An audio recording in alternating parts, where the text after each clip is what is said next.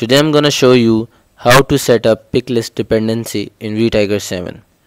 vTiger picklist dependency setup area allows you to link picklist so that the value selected in the first picklist determines what values are shown in the second related picklist.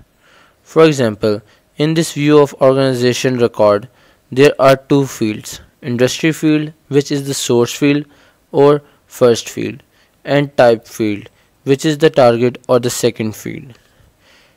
When a value is selected from the industry field, depending on what industry chosen, the type field will subsequently show only types from the industry as choice for selection. Before we begin setting up a pick list, we have to specify the module, source field and target. To begin, go to the upper left corner of the screen and click on the menu button, and then select the CRM settings.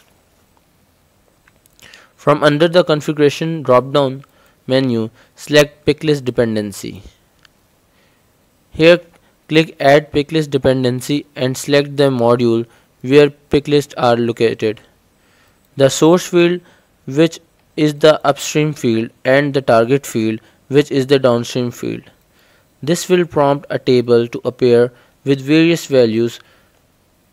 The table header corresponds the field values from the source field, and the rows in each of the column represents the various possible field value that can be shown in downstream field based on the upstream or header values. Click on the field to enable or disable its displays, with values in blue corresponding to a displayed field and values in gray corresponding to a hidden field.